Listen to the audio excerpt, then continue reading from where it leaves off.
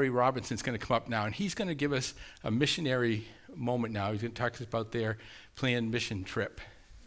I guess their mission they're going to do full time, I guess.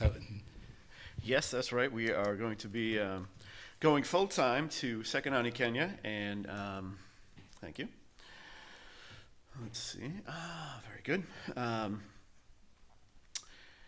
And we're going with a group called Straight Up Missions. They've been around for about 5 years, but the Sawyers, who started the mission, have been in Kenya for around 15 years. And we'll be going there to help with disciple making and many ministries that they've going on there. So let me tell you about a few of those. First, a quick geography lesson. I understand you already have a missionary in Kenya, so maybe you're really familiar with where it is. It's in East Africa, right on the equator, and where we'll be is in Sekanani, Kenya, a couple hours west of the capital of Nairobi, and it's right by the Masai Mara Game Preserve. And as you might imagine from the title of the preserve, it's right in Maasai country.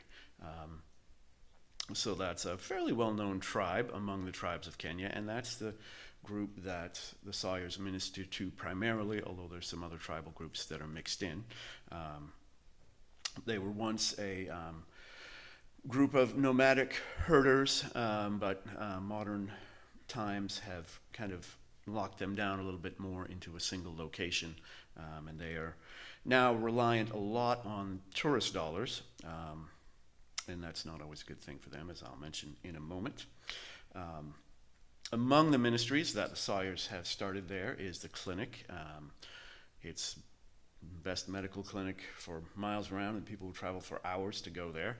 So it's a great testimony to the community and a great help to them. And there's other things like the Snack Shack, which might not sound like much of a ministry on the surface of things. And when they first started it, they just envisaged it as something for kids at the school. But it's become a gathering place, a place to sit down and have a cup of chai and disciple and just fellowship. And it's also a place that kids from town can kind of get out of the town center, which is dangerous and has lots of negative influences, as you might imagine. And kind of come there onto the mission and have a safe place. During the pandemic, one of the things that was really glorifying to God was the food distribution that they started. They fed thousands of people, and the Maasai were in a really bad place, and many of them were in danger of starvation because they were so reliant on tourist dollars. When travel shut down for the pandemic, their income was kind of gone. Once when they were nomadic peoples and on their cattle and other things for their livelihood and their survival, they had that to fall back on. But now that they're kind of locked into a single location, they're reliant on the modern economy, and when that shut down, it was really difficult for them. So the Sawyers started this up, and they would have lines up. Eventually they did have to have the police just to be there to be a presence, because there were a few occasions when there was some pushing and shoving, as you might imagine. When starving is on the line, people get, pretty concerned about making sure they get some of that food. But word went out about that throughout the whole country. Another important ministry they have, and one that I expect to be involved in a lot, is Mara Christian Academy. That's a K-8 school. Again, God got glory throughout the nation through their school recently when the scores were released. It's a little different in Kenya than it is here. They have a big exam at the end of 8th grade, and basically the whole rest of your life is determined by how you do on that exam. And there's a day of the year that's like a national holiday where everybody just sits around and they read off all the scores for the whole country all day long. So when they had come in first in their county, that was a pretty significant thing. And so being a Christian school, it was a witness to Christ that went out through the whole country.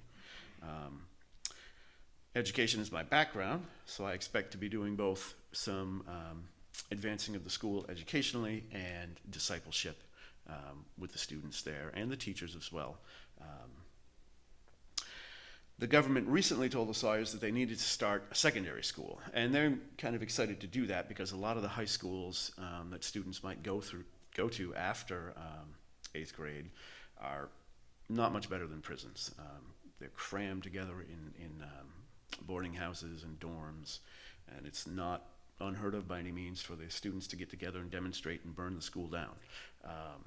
So here they'll have a secondary school right on the campus of the mission, and it'll be a Christian school where they'll be discipled and protected. And that's going to open in January of 2023, so we are hoping to leave in August so we can get settled into the country a little bit and a little bit of Swahili under our belts before that school opens. Perhaps one of the most vital ministries there is called Mara Christian's Home. Although some of the practices of the Maasai have been infringed on by modern culture, some others have not, and so among them are giving young girls away as child brides, and we're talking early teens. They often end up married off to an older man, often has more than one wife. It's a really horrible situation, and they flee from that situation, but when they do, they've got nowhere to go because it's their families that have given them away to these men and usually received a bride price in exchange for them. So as a result, there aren't very many options for them, and Mara Children's Home provides a place for them to go, be loved, be safe, and be protected, and learn about Jesus. And of course, there's the church, which is bursting at the seams. The room is probably about the same size as this room, but recently they had to take all of the boarders from the school and move them into the cafeteria with a live stream because there was no room for them in the church. So it's really thriving and growing, and the Sawyers are very busy, and God is calling us to go and help them there and encourage them and minister to them. And so I and my wife Deb and our 4 children, Hannah, Duncan, Kaylee, and Liam, will be going, Lord willing, in August. And in conclusion, whoops, I'm pushing the wrong one again. There we go. If you would like updates, there's a number of ways you can connect with us, several of which are on YouTube and Facebook. We have a Facebook page as well as a group that you can join.